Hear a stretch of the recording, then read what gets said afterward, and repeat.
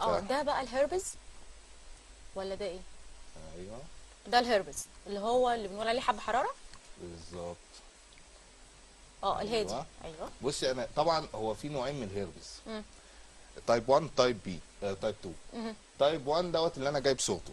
اللي تايب هو 2 ده اللي هو بيطلع تقريبا عندنا كلنا. بالظبط ده ايه بقى؟ الهيربز برضه. برضه نفس تايب 1. بس الصوره ديت انا جايبها ليه؟ لان هو بيكون موجود، تايب 2 بيكون موجود عند العضو التناسلي. اه طبعا ما ينفعش طب اجيب وده صوره، دكتور فحاولت هو البيبي بيتولد الشكل كده؟ ماشي. ده واحد جاله هيربس سندروم برضه، كونجينيتال هيربس، واتولد كده للاسف.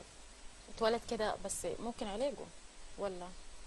بيبقى صعب يعني، بيدوا له بقى حاجه اسمها اسايكلوفير، بيحاولوا يقللوا انتشار الفيروس، بس السيستم اللي اتضرب خلاص غالبا ما بيرجعش تاني. طيب تشوهات بقى الفيروس على الست الحامل بتكون ازاي؟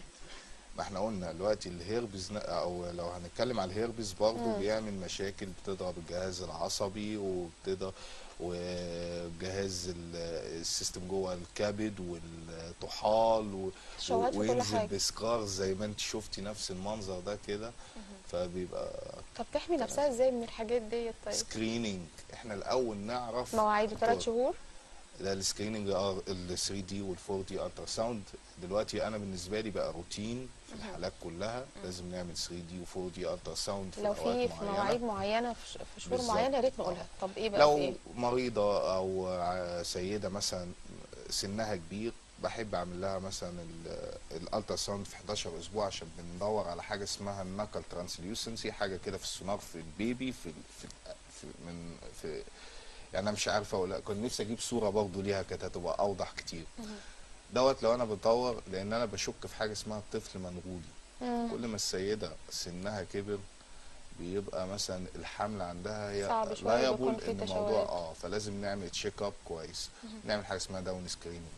لكن جه بعد كده في ميعاد تاني من 18 ل 20 اسبوع بشخص فيه بعض الامراض، في ميعاد تاني من 24 ل 28 اسبوع بشخص فيه سلسله تانيه من الامراض. ده بيبقى روتين سكريننج. واحده سسبيشس او هاي ريسك بيبقى الموضوع اكتر من كده شويه. طيب دلوقتي اللي بيبقى عنده الهربس او حبايه الحراره بالبلدي زي ما بنقولها عشان الناس تبقى عارفان متابعانا، بيقولوا ما تحطش صباعك عليها وتنقل هنا عشان بتتنقل بالشكل ده. هو فيرال انفكشن. يعني هي ده بيتنقل بالكونتاكت، بالكيسنج، التقبيل والسلايفا وان انا المسه والكلام دوت بيتنقل. وفعلا هو ممكن يتنقل. الهربس كمان من الحاجات اللي زي الفيرزيلا زوستر والسيتوميجالو، بيقعد في الجسم مستخبي، لما بيجي ما بيروحش. ما فيش حد، كلنا جالنا، كلنا واحنا قاعدين اللي جاله حراره عنده هربس. هو الفيروس تقريبا غير الميكروب، يعني الميكروب ممكن يتعالج لكن البكتيريا، الفيروس لا. الفيروس اصل الفيروس دوت تركيبه عباره عن دي ان ايه زيه زي كده، في دي ان ايه هو متركب فيه فيروسات ار ان ايه، وفي فيروسات دي ليها دي ان ايه. فاحنا الفيروس لما نيجي نهاجمه بيغير تركيبه، فبيبتدي بعد كده يعني مفيش علاج. الانفلونزا المقوله الشائعه، خد علاج 7 ايام، خد علاج لمده اسبوع هتخف. ولو ما خدتش علاج يتم ازاي يا دكتور؟ هتخف بعد 7 ايام. عايزين بقى نعالجه الموضوع، نعالجه ده ازاي؟ اهم حاجه بقى عشان نقفل الحلقه واحنا بنقول عايزين للناس يعني تتعالج. نعالج الموضوع ده، اول نعالجه حاجه ازاي؟ اي سيده ونقول نصايح حامل للسيده الحامل بالظبط. تخلي بالها من ايه وايه وايه. اول حاجه التورش سكريننج يا جماعه لازم يرجع تاني. لان انا قلت لحضرتك انا حصل معايا موقف شخصي ان انا جالها فيرزيلا زوستر، وكنت هبوس ايديها عشان تعمل 4 دي وعشان خاطر تاخد حاجه اسمها فيرزيلا زوستر اميونوجلوبولينز في معهد فيكسيرا، لانها مش متوفره للناس معهد كلها. الوصل واللقاح. بالظبط. وقالت لا ده انا كويسه، وانا ما طلعليش ولا حاجه وبتاع، وانا شايفه نفسي كويسه وما فيش. للاسف كمان التشوهات في الفيرزيلا زوستر بالذات بتبان بعد فتره. بعد شهر ونص عملنا السونار، لقينا البيبي في المتلازمه اللي انا قلت لك عليها دي كلها. خسرة البيبي الاهمال. فاحنا لازم السكريننج الاول. والله لسه حاجه قايلين ورا كل حاجه غلط اهمال. لا احنا عندنا اهمال المواطن في نفسه، في حق نفسه. ما هو اهمال، هو مهمل في حق نفسه. كلمه اهمال نفسها. فلازم سكريننج الاول. بعد السكريننج لو لقيت حاجه عندها، يعني مثلا جات لي برضه حاله كانت قلقانه جدا، انا الاي جي جي عالي جدا. لا يا حضرتك ما تقلقيش واهدي، احنا مش الاي جي مع جي اللي هو بتاع المناعه.